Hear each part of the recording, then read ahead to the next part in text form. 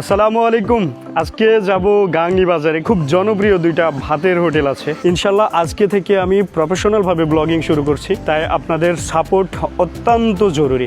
আমার নন follower view অনেক বেশি, তাই নন ফলোয়ারদের কাছে ছোট্ট একটা রিকোয়েস্ট, আপনারা ফলো করে সাথে থাকবেন। রাস্তার দুই পাশে সৌন্দর্য উপভোগ করতে করতে অটোতে করে আমি বামন্দি পৌঁছে যাই। আপনারা জানেন বামন্দির এই অংশটা অনেক সুন্দর, অনেক মানুষ আসে এখানে ছবি তোলে। এখন বামন্দির পুরো লুকটাই চেঞ্জ হয়ে গেছে। এরপরে আমি বামন্দি থেকে বাসে করে গাংনীর উদ্দেশ্যে রওনা দিই। গাংনীর এই রোডটা অনেক সুন্দর, রাস্তার দুই পাশে সবুজে ঘেরা বিস্তর মাঠ, দেখলে যে কারোর মন ভালো হতে বাধ্য।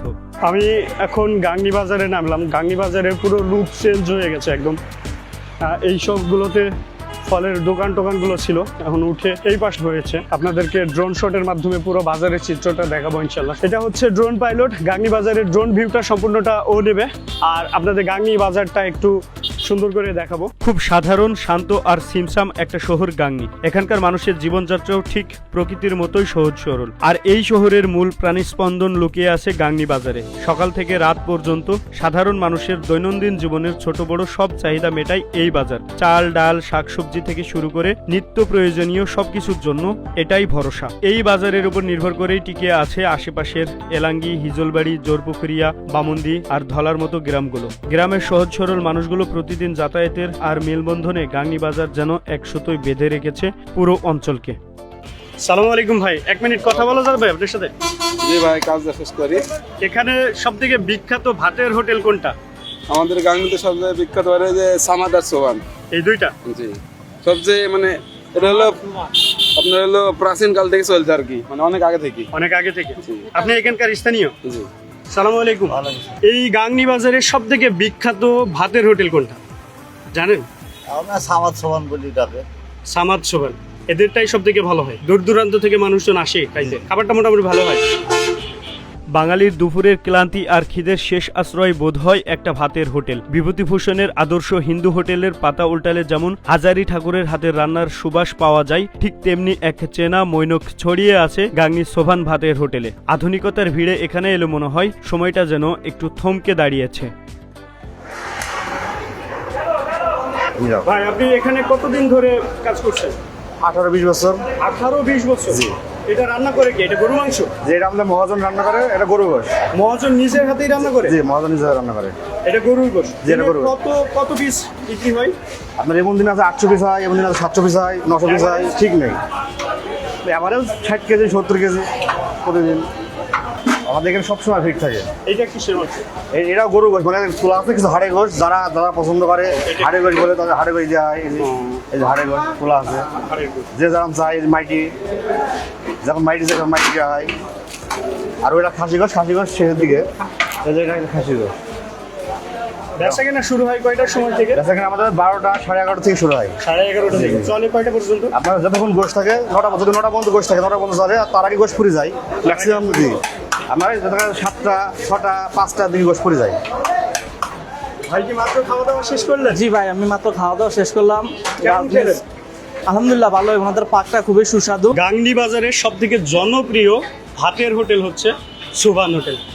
সো মানুষ এখানে ভাত মাংস খেতে আসে। ভাই, বাসা কোথায়? বাসা গাংনী চৌবাসা। খাওয়া শেষ? জি ভাই, আশিস। খাওয়া দাওয়া কেমন হলো? আলহামদুলিল্লাহ ভালো। খাবার কেমন ছিল? ভালোই ছিল। কি খাইলেন? গরুর গোশ দিয়ে ভাত। গরুর গোশ দিয়ে ভাত। ভাই, আপনার সাথে কি 1 মিনিট কথা বলা যাবে? হ্যাঁ ভাই, বলেন, সমস্যা নেই। আপনি তো মালিক পক্ষ এই হোটেলে। জি আমি শুনেছি আপনাদের হোটেল খুব বিখ্যাত। জি, আলহামদুলিল্লাহ আছে। এই প্রতিষ্ঠানের বয়স কত? আপনার 1973 সালে হোটেলটা জন্ম। আপনার হচ্ছে প্রায় 50 থেকে 53, 50-52 এরকম হবে। 50-52 বছর ধরে জি। সুনাম ধরে রেখেছে। মানে আমাদের এখানে আমরা তো গরুর মাংস, খাসির মাংস, মাছ, ডিম, ভাত এইগুলাই, তার বেশি তো কিছু করিনি। সকালবেলায় থাকে খিচুড়ি আর ডিম আর লটপট, জাস্ট এইগুলাই, তার বেশি আমাদের কোনো আইটেম নেই।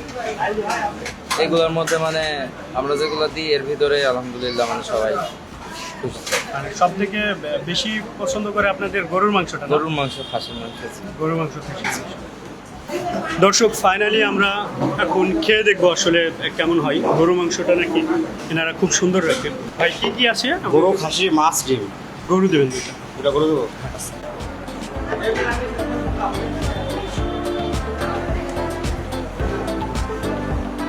কি সুন্দর। ঝোলটা অনেক সুন্দর কিন্তু, হ্যাঁ। আর এ হচ্ছে গরুর মাংস, আর এখানে আপনার সালাদ দেওয়া থাকে, লেবু পেঁয়াজ দেওয়া থাকে। এখান থেকে বেশ লেবু নিবে, গরম ভাত, লেবু সাথে পেঁয়াজ। আর খুব ভালো বিষয় হচ্ছে যে ডাউল আনলিমিটেড ফ্রি। মানুষে কিন্তু একটা কথা বলে এই হোটেল নিয়ে, যে বাংলাদেশের সব থেকে পেট ভরে খাবারের ভিতরে শান্তি করে খাওয়ার মধ্যে কিন্তু এই সামাদ সোবান বেস্ট। এত সুন্দরভাবে আর কোথাও, বাংলাদেশে কোথাও এত সুন্দর পরিমাণে কিন্তু খাওয়া হয় না, এটা কিন্তু মানুষে বলে। বেশ কিছু মানুষকে আমি নিজে বলতে শুনেছি।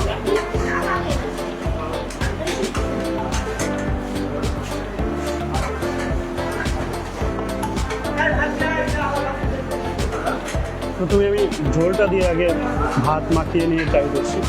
বিসমিল্লাহ। আসলেই সুন্দর, খাবারটা কিন্তু জুস, মাংসটা বেশ জুসি, এভাবে চাপ দিলে এভাবে গলে যায়।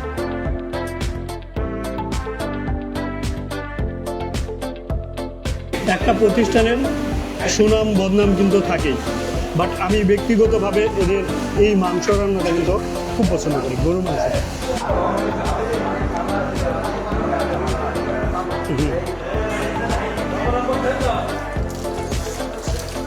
বিল মিটিয়ে শান্তি করে খেয়ে আজকের মতো এখানেই শেষ। যারা আমার ভিডিও পছন্দ করেন তাদের কাছে অনুরোধ, তারা অবশ্যই আমাকে ফলো করবেন, লাইক করবেন এবং বন্ধুদের সাথে ভিডিওটা শেয়ার করে দিবেন।